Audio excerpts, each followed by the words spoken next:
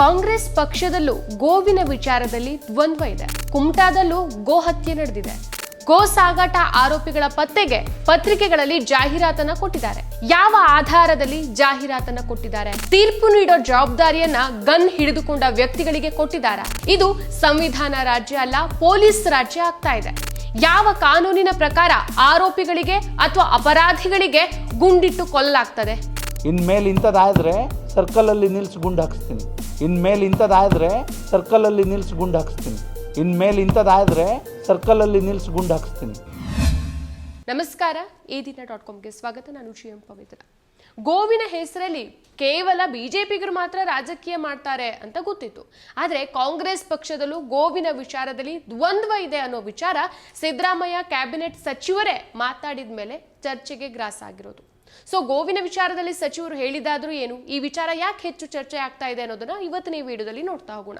ಅದಕ್ಕೂ ಮೊದಲು ನೀವಿನ್ನು ನಮ್ಮ ಚಾನಲ್ಗೆ ಸಬ್ಸ್ಕ್ರೈಬ್ ಆಗಿಲ್ಲ ಅಂತಂದ್ರೆ ಈ ಕೂಡಲೇ ಸಬ್ಸ್ಕ್ರೈಬ್ ಮಾಡ್ಕೊಳ್ಳಿ. ಹಾಗೆ ಪಕ್ಕದಲ್ಲಿರುವಂತಹ ಬೆಲ್ ಐಕಾನ್ ಕ್ಲಿಕ್ ಮಾಡೋದನ್ನ ಯಾವುದೇ ಕಾರಣಕ್ಕೂ ಮರಿಬೇಡಿ.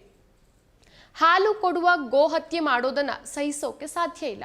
ಮುಂದೆ ಇಂಥ ಘಟನೆಗಳು ಮುಂದುವರೆದಲ್ಲಿ ತಪ್ಪಿತಸ್ಥರಿಗೆ ಸರ್ಕಲ್ನಲ್ಲಿ ನಿಲ್ಲಿಸಿ ಗುಂಡು ಹಾರಿಸಬೇಕಾಗತ್ತೆ ಅಂತ ಸಚಿವ ಮಾಂಕಾಳ ವೈದ್ಯ ಹೇಳಿದ್ದಾರೆ. ಕಾರವಾರದಲ್ಲಿ ಮಾಧ್ಯಮದ ಜೊತೆಗೆ ಮಾತನಾಡಿದಂತ ಇವರು, ಉತ್ತರ ಕನ್ನಡ ಜಿಲ್ಲೆಯಲ್ಲಿ ಹಸು ಕಳ್ಳತನ ಹಲವು ವರ್ಷಗಳಿಂದ ನಡ್ಕೊಂಡು ಬಂದಿದೆ. ಇಂತಹ ಕಳ್ಳತನ ಪ್ರಕರಣಕ್ಕೆ ಸಂಬಂಧಿಸಿದಂತೆ ಅಗತ್ಯ ಕ್ರಮ ಕೈಗೊಳ್ಳೋಕೆ ಪೊಲೀಸ್ ಇಲಾಖೆಗೆ ಸೂಚಿಸಲಾಗಿದೆ. ಈಗಾಗಲೇ ಹಲವು ಪ್ರಕರಣಗಳಲ್ಲಿ ಆರೋಪಿಗಳನ್ನು ಸಹ ಬಂಧಿಸಲಾಗಿದೆ. ಇನ್ನು ಇದ್ರ ಮೇಲೂ ಇಂಥ ಘಟನೆಗಳು ಮರುಕಳಿಸಿದ್ರೆ ನಾವು ಸಹಿಸೋಕ್ ಸಾಧ್ಯ ಇಲ್ಲ ಅಂತ ಹೇಳಿದ್ದಾರೆ. ಅಷ್ಟೇ ಅಲ್ಲ, ಹಾಗೆ ಮುಂದುವರೆದು ಶಾಸಕ ದಿನಕರ್ ಶೆಟ್ಟಿ ವಿರುದ್ಧ ಅಸಮಾಧಾನ ಹೊರಹಾಕಿದಂತ ಸಚಿವರು, ಕುಮಟಾದಲ್ಲೂ ಗೋ ಹತ್ಯೆ ನಡೆದಿದೆ, ಹಾಗಂತ ದಿನಕರ್ ಶೆಟ್ಟಿ ದಿನಕರ್ ಖಾನ್ ಆಗ್ಬಿಡ್ತಾರಾ? ಮಾತಾಡುವಾಗ ನೋಡ್ಕೊಂಡು ಮಾತಾಡಬೇಕು. ಬಿಜೆಪಿ ಸರ್ಕಾರದ ಅವಧಿಯಲ್ಲೂ ಗೋ ಹತ್ಯೆಗಳು ನಡೆದಿದೆ. ಬಿಜೆಪಿ ಕೆಟ್ಟ ರಾಜಕಾರಣ ಮಾಡೋದನ್ನ ಬಿಡಬೇಕು. ನಮ್ಮ ಸರ್ಕಾರದಲ್ಲಿ ಗೋ ಹತ್ಯೆ ಮಾಡಿದ ಆರೋಪಿಗಳ ಬಂಧನವಾಗಿದೆ. ನಾವು ಸುಮ್ಮನೆ ಕುಳಿತಿಲ್ಲ, ಕೆಲಸ ಮಾಡ್ತಿದ್ದೇವೆ. ಮುಖ್ಯಮಂತ್ರಿ ಗೃಹ ಸಚಿವರು ಕ್ರಮ ಕೈಗೊಳ್ಳುವಂತೆ ಕಟ್ಟುನಿಟ್ಟಿನ ಸೂಚನೆ ಕೊಟ್ಟಿದ್ದಾರೆ. ಅದರಂತೆ ಅಗತ್ಯ ಕ್ರಮ ಕೈಗೊಳ್ಳಲಾಗತ್ತೆ ಅಂತ ಹೇಳಿದ್ದಾರೆ. ನೇರವಾಗಿ ಹೇಳಿದ್ದೇನೆ ನಾನು ಪೊಲೀಸ್ ಇಲಾಖೆಯವರಿಗೆ, ಯಾರೇ ಇರಲಿ ಅವ್ರ ಮೇಲೆ ಕ್ರಮ ತಗೊಳ್ಳಿ. ಅವರು ಇವರು ಅಂದೇಳಿ ಮುಲೈದ್ ನೋಡಬೇಡಿ ಅಂದೇಳಿ ಹೇಳಿ ನಾನು ಅವರನ್ನು ಅರೆಸ್ಟ್ ಮಾಡಿಸಿದ್ದೇನೆ. ಅದಕ್ಕೂ ಮುಂದೆ ಹೋಯಿತು. ನಾನು ಯಾಕೆ ಅಂದೇಳಿ ಕೇಳೋದಿಲ್ಲ, ಯಾಕೆ ಅಂದೇಳಿ ಹೇಳೋದಿಲ್ಲ. ಮತ್ತೊಂದು ನಡೀತದೆ ಅಂತ ಹೇಳಿದ್ರೆ ಹೇಳಿದ್ರೆ ತಪ್ಪಾಗ್ತದೇನೋ. ರೋಡಲ್ಲಿ ಸರ್ಕಲಲ್ಲಿ ನಿಲ್ಸಿ ಗುಂಡು ಹಾಕಿಸ್ತೀನಿ. ಇನ್ಮೇಲೆ ಇಂಥದ್ದಾದರೆ ಸರ್ಕಲಲ್ಲಿ ನಿಲ್ಸಿ ಗುಂಡು ಹಾಕಿಸ್ತೀನಿ. ದುಡ್ಕೊಂಡು ತಿನ್ಬೇಕು. ಸೊ ಕೊರೋನಾವನ್ನ ಹರಡುವ ಒಂದು ಸಮುದಾಯವನ್ನ ಗುಂಡಿಕ್ಕಿ ಕೊಲ್ಲಿ ಅಂತ ಈ ಹಿಂದೆ ಬಿಜೆಪಿ ಶಾಸಕ ಬಸನಗೌಡ ಪಾಟೀಲ್ ಯತ್ನಾಳ್ ಮತ್ತು ರೇಣುಕಾಚಾರ್ಯ ಹೇಳಿಕೆ ಕೊಟ್ಟಿದ್ರು. ಆಗ ಸಿದ್ದರಾಮಯ್ಯ ವಿರೋಧ ಪಕ್ಷದ ನಾಯಕರಾಗಿದ್ರು. ಈ ಬಗ್ಗೆ ಏಪ್ರಿಲ್ 8, 2020ಕ್ಕೆ ತುರ್ತು ಪತ್ರಿಕಾಗೋಷ್ಠಿ ನಡೆಸಿ ಪ್ರತಿಪಕ್ಷ ನಾಯಕ ಸಿದ್ದರಾಮಯ್ಯ ಹೊನ್ನಳ್ಳಿ ಕ್ಷೇತ್ರದ ಶಾಸಕರಾದ MP ರೇಣುಕಾಚಾರ್ಯ ಮತ್ತು ಬಸನಗೌಡ ಪಾಟೀಲ್ ಯತ್ನಾಳ್ ಸಂವಿಧಾನದ ಮೇಲೆ ಪ್ರಮಾಣ ಮಾಡಿ ಶಾಸಕ ರಚಿಸುವ ಶಾಸನ ಸಭೆಗೆ ಬಂದಿದ್ದಾರೆ. ಈ ಇಬ್ರು ಸಹ ಪ್ರಚೋದನಾಕಾರಿಯಾಗಿ ಮಾತಾಡಿದ್ದಾರೆ. ರೇಣುಕಾಚಾರ್ಯ ಅವರಂತೂ ಮುಖ್ಯಮಂತ್ರಿ ಅವರ ರಾಜಕೀಯ ಕಾರ್ಯದರ್ಶಿ, ಅವರನ್ನ ಈ ಹುದ್ದೆಯಿಂದ ಕೂಡಲೇ ವಜಾ ಮಾಡಬೇಕು. ಇವರಿಬ್ಬರಿಗೂ ಶಾಸಕರಾಗಿ ಇರೋಕೆ ಅರ್ಹತೆ ಇಲ್ಲ. ಗುಂಡಿಕ್ಕಿ ಹತ್ಯೆ ಮಾಡಿಸೋಕೆ ತಿಳಿಸಿರುವಂತದ್ದು ಪ್ರಚೋದನಕಾರಿ ಹೇಳಿಕೆ ಆಗತ್ತೆ. ಕಾನೂನಿನ ಅಡಿ ಕ್ರಿಮಿನಲ್ ಅಪರಾಧವಾಗತ್ತೆ. ಕೂಡಲೇ ಇಬ್ಬರ ವಿರುದ್ಧ ಕೇಸ್ ದಾಖಲಿಸಿ ಬಂಧಿಸಬೇಕು ಅಂತ ಒತ್ತಾಯಿಸಿದ್ರು. ಈಗ ಸಿದ್ದರಾಮಯ್ಯ ರಾಜ್ಯದ ಮುಖ್ಯಮಂತ್ರಿ ಆಗಿದ್ದಾರೆ. ಇವರ ಪಕ್ಷದ ಕಾಂಗ್ರೆಸ್ ಸಂವಿಧಾನ ರಕ್ಷಣಾ ಅಭಿಯಾನವನ್ನ ನಡೆಸ್ತಾ ಇದೆ. ಆದ್ರೆ ಸಿದ್ದರಾಮಯ್ಯ ಅವರ ಕ್ಯಾಬಿನೆಟ್ ನಲ್ಲಿ ಸಚಿವರಾಗಿರುವಂತಹ ಮಾಂಕಾಳು ವೈದ್ಯ ಅನ್ನೋ ಕೋಮುವಾದಿಯೂ ಸಹ ಗೋ ಹತ್ಯೆ ಮಾಡಿರೋರನ್ನ ಸರ್ಕಲ್ ನಲ್ಲಿ ಗುಂಡಿಕ್ಕಿ ಸಾಯಿಸಲಾಗುವುದು ಅಂತ ಹೇಳಿದ್ದಾರೆ. ಸರ್ಕಾರದ ಸಚಿವರೊಬ್ಬರ ಈ ಹೇಳಿಕೆ ಸಂವಿಧಾನ ವಿರೋಧಿ ಹೇಳಿಕೆ ಆಗತ್ತೆ. ತಾನು ಅಧಿಕಾರ ಸ್ವೀಕರಿಸುವಾಗಂತ ಪಡ್ಕೊಂಡಂತ ಒಂದು ಪ್ರಮಾಣ ವಚನಕ್ಕೆ ವ್ಯತಿರಿಕ್ತವಾಗಿ ಮಾಂಕಾಳ ವೈದ್ಯ ನಡ್ಕೊಂಡಿದ್ದಾರೆ. ಈ ಬಗ್ಗೆ ಕಾಂಗ್ರೆಸ್ ಸರ್ಕಾರ ಯಾವ ರೀತಿ ನಿಲುವನ್ನ ತೆಗೆದುಕೊಳ್ಳುತ್ತೆ? ಮಾಂಕಾಳು ವೈದ್ಯರನ್ನ ಸಚಿವ ಸ್ಥಾನದಿಂದ ಇಳಿಸಿ ನಮಗೂ ಅವರಿಗೂ ಅವ್ರು ಕೊಟ್ಟಿರುವಂತಹ ಹೇಳಿಕೆಗಳು ಸಂಬಂಧ ಇಲ್ಲ ಅಂತ ಹೇಳತ್ತಾ, ಅಥವಾ ಅವರ ಪರವಾಗಿ ನಿಂತ್ಕೊಂಡು ಅವರಿಗೆ ಸಪೋರ್ಟ್ ಮಾಡತ್ತಾ? ಇನ್ನು ಫೆಬ್ರವರಿ 1, 2025ಕ್ಕೆ ಉತ್ತರ ಕನ್ನಡ ಜಿಲ್ಲೆಯ ಪೊಲೀಸರು ಇಬ್ಬರು ಗೋ ಸಾಗಾಟ ಆರೋಪಿಗಳ ಪತ್ತೆಗೆ ಪತ್ರಿಕೆಗಳಲ್ಲಿ ಜಾಹೀರಾತನ್ನ ಕೊಟ್ಟಿದ್ದಾರೆ. ಸೊ ಈ ಜಾಹೀರಾತಿನ ಪ್ರಕಟಣೆ ಪ್ರಕಾರ ಇಬ್ಬರು ಆರೋಪಿಗಳು ಗೋ ಸಾಗಾಟ ಮತ್ತು ಗೋ ಹತ್ಯೆ ನಡೆಸಿದ್ದು ಅವರ ವಿರುದ್ಧ ಹೊನ್ನಾವರ ಪೊಲೀಸ್ ಠಾಣೆಯಲ್ಲಿ ಒಂದು FIR ದಾಖಲಾಗಿದೆ. ಇವರನ್ನ ಪತ್ತೆ ಮಾಡಿದವರಿಗೆ 50,000 ರೂಪಾಯಿಗಳ ಬಹುಮಾನ ಕೊಡಲಾಗುವುದು ಅಂತ ಜಾಹೀರಾತಿನಲ್ಲಿ ಕೊಟ್ಟಿದ್ದಾರೆ. ಸೊ ಈ ಜಾಹೀರಾತಲ್ಲಿ ಹೊನ್ನಾವರ ಠಾಣೆಯ ಪ್ರಕರಣ ಸಂಖ್ಯೆ ಮತ್ತು ಇಬ್ಬರು ಆರೋಪಿಗಳ ಫೋಟೋವನ್ನು ಸಹ ಹಾಕಿದ್ದಾರೆ. ಇಲ್ಲಿ ಪ್ರಶ್ನೆ ಬರೋದು, ಒಬ್ಬ ವ್ಯಕ್ತಿಯ ಮೇಲೆ ಒಂದು FIR ದಾಖಲಾದ ತಕ್ಷಣ ಆತನ ಬಗ್ಗೆ ಪೊಲೀಸ್ ಪ್ರಕಟಣೆ ನೀಡುವಂತಹ ಅಧಿಕಾರ ಪೊಲೀಸರಿಗೆ ಇದೆಯಾ? ನೈತಿಕ ಪೊಲೀಸ್ಗಿರಿ, ಕೋಮು ಗಲಭೆ, ಮುಷ್ಕರ ಅಮಾನುಷ ಕೊಲೆ ನಡೆಸಿ ಪರಾರಿಯಾದಂಥ ಎಷ್ಟು ಸಂಘ ಪರಿವಾರದ ಸಂಘಟನೆಗಳ ಸದಸ್ಯರ ಫೋಟೋ ಇಲ್ಲಿ ತನಕ ಹಾಕಿದ್ದಾರೆ ಅಥವಾ ಪ್ರಕಟಣೆಯಲ್ಲಿ ಕೊಟ್ಟಿದ್ದಾರೆ ಅನ್ನೋ ಪ್ರಶ್ನೆ ಬರುತ್ತೆ. ಅಥವಾ ಈ ಪ್ರಕಟಣೆ ನೀಡುವಂಥ ಕಾನೂನು ಕೇವಲ ಗೋ ಸಾಗಾಟ ಮಾಡೋರಿಗೆ ಮಾತ್ರ ಅನ್ವಯ ಆಗತ್ತಾ? ಅಷ್ಟಕ್ಕೂ ಪತ್ರಿಕೆಗಳಲ್ಲಿ ಪ್ರಕಟಣೆ ನೀಡೋ ಕಾನೂನು ಕಾಯ್ದೆಗಳು ಇಲ್ವಾ? ಹಾಗಾದ್ರೆ ಗೋ ಸಾಗಾಟಗಾರ ಆರೋಪಿಗಳ ಫೋಟೋ ಹಾಕಿದ ಜಾಹೀರಾತಿನಲ್ಲೇ ಯಾವ ಆಧಾರದಲ್ಲಿ ಈ ಜಾಹೀರಾತನ್ನ ಕೊಟ್ಟಿದ್ದಾರೆ ಅಂತ ಕೂಡ ಪೊಲೀಸರು ಹೇಳ್ಬೇಕಲ್ವಾ? ನ್ಯಾಯಾಲಯದ ಆದೇಶದ ಮೇರೆಗೆ ಈ ಜಾಹೀರಾತನ್ನ ಕೊಟ್ಟಿದ್ದಾರಾ? ಕರ್ನಾಟಕ ಪೊಲೀಸ್ ಮ್ಯಾನ್ಯುವಲ್ನಂತೆ ಕೊಟ್ಟಿದ್ದಾರಾ? ಅಥವಾ ಆರೋಪಿಗಳ ಧರ್ಮದ ಆಧಾರದ ಮೇಲೆ ಕೊಟ್ಟಿದ್ದಾರಾ ಅನ್ನೋದನ್ನು ಸಹ ಪೊಲೀಸರು ಹೇಳಬೇಕಾಗಿತ್ತು. ಇನ್ನು ಪೊಲೀಸರು ಪತ್ರಿಕೆಗಳಲ್ಲಿ ಜಾಹೀರಾತನ್ನ ಕೊಡಬೇಕು ಅಂದ್ರೆ ಅದಕ್ಕೂ ಕೂಡ ರೂಲ್ಸ್ ಅಂಡ್ ರೆಗ್ಯುಲೇಷನ್ಸ್ಗಳಿರುತ್ತೆ. ಪೊಲೀಸರು CRPC ಸೆಕ್ಷನ್ 82 ಮತ್ತು 83ರ ಪ್ರಕಾರ ಮಾತ್ರ ಈ ರೀತಿಯ ಜಾಹೀರಾತಿನ ಪ್ರಕಟಣೆಯನ್ನ ಹೊರಡಿಸಬಹುದು. ಈ CRPC ಸೆಕ್ಷನ್ 82 ಮತ್ತು 83ರ ಪ್ರಕಾರ ಪ್ರಕಟಣೆಯನ್ನ ಹೊರಡಿಸಬೇಕು ಅಂತಂದ್ರೆ ಪೊಲೀಸರು ಆರೋಪಿಗಳು ಪತ್ತೆ ಆಗ್ತಾ ಇಲ್ಲ ಅನ್ನೋದನ್ನ ನ್ಯಾಯಾಲಯಕ್ಕೆ ಮನವರಿಕೆ ಮಾಡಬೇಕಾಗತ್ತೆ. ನ್ಯಾಯಾಲಯ ಸಮನ್ಸ್ ವಾರೆಂಟ್ ಹೊರಡಿಸಿದ ನಂತರ ಆರೋಪಿ ನ್ಯಾಯಾಲಯಕ್ಕೆ ಹಾಜರಾಗದೆ ಇದ್ರೆ ನ್ಯಾಯಾಲಯ ಆರೋಪಿಗಳ ವಿರುದ್ಧ ಪ್ರೊಕ್ಲಮೇಷನ್ ಅನ್ನ ಹೊರಡಿಸಬಹುದು. ಸೊ ನ್ಯಾಯಾಲಯ ಹೊರಡಿಸಿದಂಥ ಈ ಪ್ರೊಕ್ಲಮೇಷನ್ ಆದೇಶವನ್ನ ಪೊಲೀಸರು ಆರೋಪಿಯ ಮನೆ ಅಥವಾ ಒಂದು ಸಾರ್ವಜನಿಕ ಸ್ಥಳಗಳಲ್ಲಿ ಅಂಟಿಸಬಹುದು ಅಥವಾ ನ್ಯಾಯಾಲಯದ ಆದೇಶದ ಯಥಾವತ್ತನ್ನ ಜಾಹೀರಾತಲ್ಲಿ ಕೊಡಬಹುದು. ಇನ್ನು ಕೇವಲ FIR ದಾಖಲಾದ ಕೂಡಲೇ ಆರೋಪಿಯನ್ನ ಅಪರಾಧಿ ಅನ್ನುವಂತೆ ರಾಜ್ಯದ ಪ್ರಮುಖ ಪತ್ರಿಕೆಗಳ ರಾಜ್ಯ ಪುಟದಲ್ಲಿ ಘೋಷಿಸೋಕೆ ಉತ್ತರ ಕನ್ನಡ ಪೊಲೀಸರಿಗೆ ಅಧಿಕಾರ ಕೊಟ್ಟಿದ್ದಾದ್ರೂ ಯಾರು? ನಮ್ಮ ದೇಶದಲ್ಲಿ ಅಥವಾ ನಮ್ಮ ರಾಜ್ಯದಲ್ಲಿ ಮಾನವ ಹಕ್ಕುಗಳು ಜಾರಿಯಲ್ಲಿ ಇಲ್ವಾ? ಹಾಗಾದ್ರೆ ಸಪೋಸ್ ಮಾನವ ಹಕ್ಕುಗಳು ಜಾರಿಯಲ್ಲಿದೆ ಅಂತಂದ್ರೆ ಆರೋಪಿಗಳನ್ನ ನ್ಯಾಯಾಲಯ ಅಪರಾಧಿ ಅಂತ ಘೋಷಿಸದೇ ಇದ್ದಾಗ ಹೇಗೆ ಈ ಗೋ ಸಾಗಾಟಗಾರರ ಫೋಟೋವನ್ನ ಪತ್ರಿಕೆಗಳಲ್ಲಿ ಜಾಹೀರಾತು ಕೊಟ್ಟಿದ್ದಾರೆ?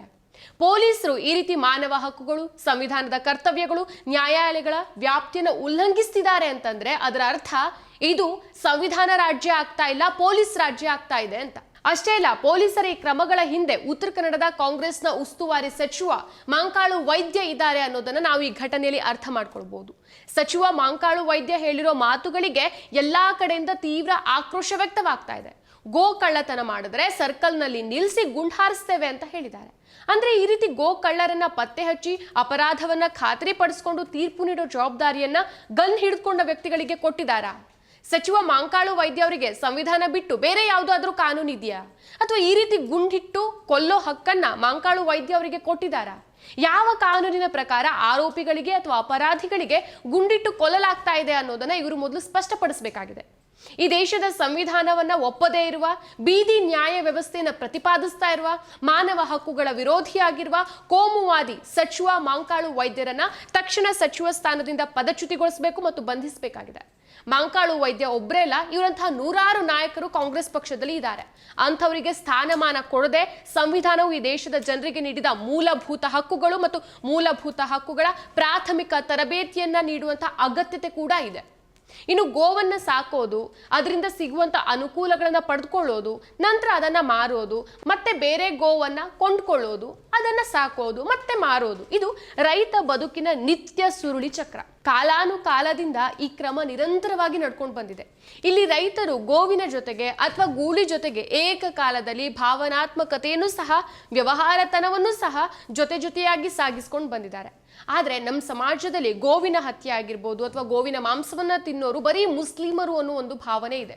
ಇನ್ನೊಂದು ವಿಪರ್ಯಾಸ ಅಂತಂದ್ರೆ, ಯಾವ ದೇಶದಲ್ಲಿ ಗೋ ರಕ್ಷಣೆ ಬಗ್ಗೆ ಮಾತು ಕೇಳ್ಬರತ್ತೋ, ಗೋ ಹತ್ಯೆಯನ್ನು ನಿಷೇಧ ಮಾಡಬೇಕು ಅನ್ನೋ ಮಾತುಗಳು ಕೇಳ್ಬರತ್ತೋ ಅಂತಹ ದೇಶದಲ್ಲಿ ಅತಿ ಹೆಚ್ಚು ಗೋಮಾಂಸ ರಫ್ತಿನ ವಹಿವಾಟು ನಡೆಯೋದು. ಇದು ಸತ್ಯ.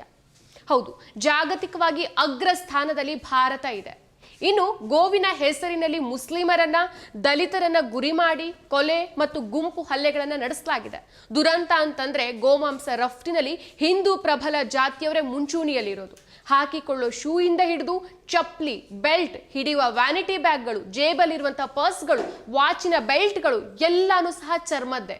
ಇನ್ನು ಕರ್ನಾಟಕದ ಅಕ್ಕಪಕ್ಕದ ರಾಜ್ಯಗಳಾದಂಥ ಕೇರಳ ಮತ್ತು ಗೋವಾದಲ್ಲಿ ಅತಿ ಹೆಚ್ಚು ಗೋವಿನ ಮಾಂಸ ತಿನ್ನೋರು ಇರೋ ಕಾರಣಕ್ಕೆ ಅಲ್ಲಿ ನಿಷೇಧ ಅನ್ನೋ ಪದವನ್ನ ಈವನ್ ಬಲಪಂಥೀಯರೇ ಬಳಸೋದಿಲ್ಲ. ಇಷ್ಟೆಲ್ಲ ನೋಡಿದಾಗ ತಲೆಯಲ್ಲಿ ಬರೋದು ಒಂದು ಯೋಚನೆ, ನಮ್ಮಲ್ಲಿ ಗೋವಿನ ಹೆಸರಲ್ಲಿ ರಾಜಕಾರಣ ಮಾಡ್ತಿದ್ದಾರೆ ಅನ್ನೋದು. ಹೌದು, ಅದರಲ್ಲೂ ವೋಟ್ ಬ್ಯಾಂಕಿನ ಜಾಡು ಹಿಡಿದು ಗೋವಿನ ಮೇಲಿನ ಪ್ರೀತಿಗಿಂತ ಜನಾಂಗ ಮತ್ತು ಸಮುದಾಯಗಳನ್ನ ಈ ಮೂಲಕ ಬಗ್ಗು ಬಡಿಯುವ ಕುತಂತ್ರವೇ ಹೆಚ್ಚಾಗಿದೆ. ಯಾಕಂದ್ರೆ ಈ ಗೋವಿನ ರಾಜಕಾರಣ ನಮಗೆ ಮನುಷ್ಯರಿಗಿಂತ ಗೋವೇ ಮುಖ್ಯ ಅನ್ನೋದನ್ನ ಈಗಾಗಲೇ ಸಾಬೀತು ಮಾಡಿದೆ.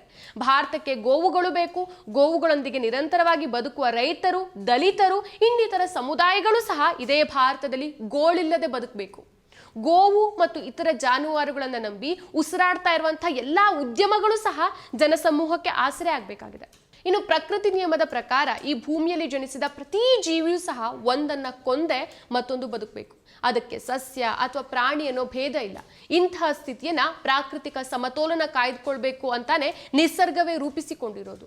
ಇಲ್ಲ ಅಂತಂದ್ರೆ ಯಾವುದೋ ಒಂದು ಜೀವಿಯ ಸಂಖ್ಯೆ ಅಂಕೆ ಮೀರಿ ಬೆಳೆದ್ರೆ ಮತ್ತೊಂದು ಜೀವಿಯ ಜೀವಿಸುವ ಹಕ್ಕಿಗೆ ಚ್ಯುತಿ ಉಂಟಾಗತ್ತೆ. ಉದಾಹರಣೆಗೆ ಒಂದ್ ವೇಳೆ ಸಸ್ಯಾಹಾರ ಪ್ರಮಾಣ ಏನಾದ್ರೂ ಸ್ಯಾಚುರೇಷನ್ ಹಂತಕ್ಕೆ ತಲುಪಿದ್ರೆ ಮನುಷ್ಯನ ಆಹಾರ ಬೇಡಿಕೆಯನ್ನು ಪೂರೈಸಬೇಕು ಅಂತಾನೆ ಅಸ್ತಿತ್ವದಲ್ಲಿರುವಂತಹ ಕೋಳಿ, ಕುರಿ, ಹಂದಿ, ಮೇಕೆ, ಹಸು, ಎತ್ತು, ಎಮ್ಮೆ, ಕೋಣ, ಮೊಲ ಇತ್ಯಾದಿಗಳ ಸಾಕಾಣಿಕೆ ಕೂಡ ತನ್ನಿಂದಾನೇ ಇಲ್ಲವಾಗತ್ತೆ. ಆಗ ಅವು ಆಹಾರ ರೂಪದಲ್ಲಿ ಬೇಡಿಕೆನ ಕಳ್ಕೊಳ್ಳೋದ್ರಿಂದ ಅವುಗಳ ಸಾಕಾಣಿಕೆ ಇಲ್ಲವಾಗಿ ಅವುಗಳ ವಂಶವೂ ಸಹ ನಿರ್ಮೂಲನೆ ಆಗತ್ತೆ. ಇಂಥ ಪ್ರಾಥಮಿಕ ವೈಜ್ಞಾನಿಕತೆಯನ್ನ ಆಧರಿಸಿನೇ ಪ್ರಕೃತಿಯಲ್ಲಿ ಒಂದನ್ನ ಕೊಂದು ಮತ್ತೊಂದು ತಿನ್ನುವ ಆಹಾರ ಸರಪಳಿ ಪ್ರಕ್ರಿಯೆ ಜಾರಿಯಲ್ಲಿ ಇರೋದು. ಈ ಪ್ರಕ್ರಿಯೆ ಬಗ್ಗೆ ಉಳಿದ್ಯಾವ ಜೀವಿಗಳಿಗೂ ತಕರಾರು ಇಲ್ಲದೆ ಇದ್ರೂ ಸಹ ತನ್ನನ್ನು ತಾನು ಬುದ್ಧಿಜೀವಿ, ಧಾರ್ಮಿಕ ವ್ಯಕ್ತಿ ಹಾಗೂ ಆಧ್ಯಾತ್ಮಿಕ ವ್ಯಕ್ತಿ ಅಂತೆಲ್ಲ ಮನುಷ್ಯ ತನತ್ತಾನೇ ಆರೋಪಿಸಿಕೊಂಡಿರೋದ್ರಿಂದಾನೇ ಸಸ್ಯಾಹಾರ ಶ್ರೇಷ್ಠ, ಮಾಂಸಾಹಾರ ಕನಿಷ್ಠ ಅನ್ನೋ ಕೀಳರಿಮೆಯನ್ನ ವ್ಯವಸ್ಥಿತವಾಗಿ ಬಿತ್ತಲಾಗಿರೋದು. ಭಾರತದ ಇತಿಹಾಸದ ಪ್ರಕಾರ ಗೋಮಾಂಸ ಎಲ್ಲಿಯವರೆಗೆ ಇಲ್ಲಿ ಸ್ವೀಕಾರಾರ್ಹವಾಗಿತ್ತೋ ಅಲ್ಲಿಯವರೆಗೂ ಈ ದೇಶದ ಮೇಲೆ ಯಾರಿಂದನೂ ಆಕ್ರಮಣ ಮಾಡ್ಲಿಕ್ಕೆ ಆಗಿರಲಿಲ್ಲ. ಆದರೆ ಯಾವಾಗ ಬೌದ್ಧ ಧರ್ಮ, ವೈದಿಕ ಹೋಮಗಳು, ಹವನಗಳ ಹೆಸರಲ್ಲಿ ಗೋಹತ್ಯೆಯನ್ನ ಅವ್ಯಾಹತವಾಗಿ ಮಾಡೋದನ್ನ ವಿರೋಧಿಸಿತೋ, ಅದರಿಂದ ರೈತಾಪಿ ಕುಲ ಸಂಕಟಕ್ಕೆ ಸಿಲುಕಿದೆ ಅಂತ ಜನಜಾಗೃತಿ ಮೂಡಿಸಿತೋ, ಆಗ ಸಂಪೂರ್ಣ ಮಾಂಸಾಹಾರವನ್ನೇ ತ್ಯಜಿಸಿದ ವೈದಿಕರು ನಂತರ ಮಾಂಸಾಹಾರ ಕನಿಷ್ಠ ಅನ್ನೋ ಕೀಳರಿಮೆಯನ್ನ ಭಾರತದ ಸಮಾಜದಲ್ಲಿ ವ್ಯವಸ್ಥಿತವಾಗಿ ಬಿತ್ತಿದ್ರು. ಇದಾದ ನಂತರನೇ ಮೊಘಲರಿಂದ ಹಿಡಿದು ಬ್ರಿಟಿಷರವರೆಗೆ ಭಾರತದ ಮೇಲೆ ದಂಡೆತ್ತಿ ಬಂದದ್ದು, ಆ ನೆಲವನ್ನ ಆಕ್ರಮಿಸಿಕೊಂಡಿದ್ದು. ಈ ಅಪೌಷ್ಟಿಕತೆಯನ್ನು ನಿವಾರಿಸೋಕೆ ಪ್ರೋಟೀನ್ ಅನ್ನ ಹೇರಳ ಪ್ರಮಾಣದಲ್ಲಿ ಹೊಂದಿರುವ ಗೋಮಾಂಸ ರಾಮಬಾಣ ಅನ್ನೋದು ತಜ್ಞ ವೈದ್ಯರು ಹಾಗೂ ಆಹಾರ ತಜ್ಞರ ಸ್ಪಷ್ಟ ಅಭಿಮತ. ಇದ್ರ ಜೊತೆಗೆ ಗೋಮಾಂಸ ಸೇವನೆಗೆ ಯಾವುದೇ ನಿರ್ಬಂಧಗಳಿಲ್ಲದೆ ಹೋದಾಗ ರೈತರು ತಮ್ಮ ಅನುಪಯುಕ್ತ ಜಾನುವಾರುಗಳನ್ನ ಕಸಾಯಿಖಾನೆಗಳಿಗೆ ಮಾರೋ ಮೂಲಕ ಆರೋಗ್ಯವಂತ ರಾಸುಗಳನ್ನ ಕೊಳ್ಳೋಕೆ ಒಂದಿಷ್ಟು ಹಣ ಹೊಂದಿಸೋಕೆ ಸಾಧ್ಯ ಆಗತ್ತೆ. ಇದರಿಂದಾಗಿ ಅವರಿಗೆ ಹೊಸ ಆರೋಗ್ಯವಂತ ರಾಸುಗಳನ್ನ ಕೊಳ್ಳೋಕೆ ಆಗೋ ವೆಚ್ಚದಲ್ಲಿ ಒಂದಿಷ್ಟು ಉಳಿಕೆ ಆಗತ್ತೆ. ಸೊ ಬಿಜೆಪಿ ಕೋಮುದ್ವೇಷ, ಜಾತಿ, ಧರ್ಮ ಪಾಲನೆ ಮಾಡೋದಕ್ಕೆ ಮೊದಲಿಂದಾನು ಸಪೋರ್ಟ್ ಮಾಡ್ಕೊಂಡು ಬಂದಿದೆ. ಹಿಂದೂಗಳಿಗೆ ಅನ್ಯಾಯ ಆದ್ರೆ ಒಂದು ರೀತಿ, ಮುಸ್ಲಿಮರಿಗೆ ಅನ್ಯಾಯ ಆದ್ರೆ ಇನ್ನೊಂದು ರೀತಿ ನ್ಯಾಯ ವ್ಯವಸ್ಥೆ ಬಿಜೆಪಿ ಆಡಳಿತದಲ್ಲಿದೆ. ಹೀಗಿರುವಾಗ ಸಾಮಾನ್ಯ ಜನರು ಅಥವಾ ಈ ರೀತಿ ದ್ವೇಷಗಳಿಂದ ಬೇಸತ್ತ ಜನ ಕಾಂಗ್ರೆಸ್ ಸರ್ಕಾರವನ್ನ ಆಡಳಿತಕ್ಕೆ ತಂದ್ರೆ ಇದಕ್ಕೆಲ್ಲ ಅಂತ್ಯ ಹಾಡಬಹುದು, ಎಲ್ರಿಗೂ ಒಂದೇ ನ್ಯಾಯವನ್ನ ಕಾಂಗ್ರೆಸ್ ಸರ್ಕಾರ ತರತ್ತೆ ಅನ್ನೋ ನಂಬಿಕೆ ಮೇಲೆ ಜನ ಕಾಂಗ್ರೆಸ್ ಪಕ್ಷಕ್ಕೆ ವೋಟ್ ಹಾಕಿರೋದು. ಆದರೆ ಕಾಂಗ್ರೆಸ್ನ ಸಚಿವರೇ ಈ ರೀತಿ ಹೇಳಿಕೆ ಕೊಡ್ತಾ ಇರೋದು ಎಷ್ಟರ ಮಟ್ಟಿಗೆ ಸರಿ ಅನ್ನೋ ಪ್ರಶ್ನೆ ಕೂಡ ಬರುತ್ತೆ. ಈ ಬಗ್ಗೆ ಕಾಂಗ್ರೆಸ್ ಸರ್ಕಾರ ಯಾವ ರೀತಿ ಕ್ರಮ ತೆಗೆದುಕೊಳ್ಳುತ್ತೆ, ಕಾಂಗ್ರೆಸ್ನ ಮೂಲ ಧೋರಣೆಗಳು ಏನು ಅನ್ನೋದನ್ನ ತಮ್ಮ ಪಕ್ಷದಲ್ಲಿರುವಂತಹ ಪ್ರತಿಯೊಬ್ಬ ಸಚಿವ, ಶಾಸಕರು, ಕಾರ್ಯಕರ್ತರಿಗೂ ಸಹ ಕಾಂಗ್ರೆಸ್ ಪಕ್ಷ ಅರ್ಥ ಮಾಡಿಸಬೇಕಾಗಿದೆ. ಮತ್ತಷ್ಟು ವಿಶೇಷ ವಿಡಿಯೋಗಳನ್ನು ನೋಡಲು ಮತ್ತು ಹೊಸ ವಿಡಿಯೋಗಳ ಬಗ್ಗೆ ತಿಳಿಯಲು ಈ ದಿನ .com ಯೂಟ್ಯೂಬ್ ಚಾನೆಲ್ ಸಬ್ಸ್ಕ್ರೈಬ್ ಮಾಡಿ ಮತ್ತು ಬೆಲ್ ಐಕಾನ್ ಕ್ಲಿಕ್ ಮಾಡಿ.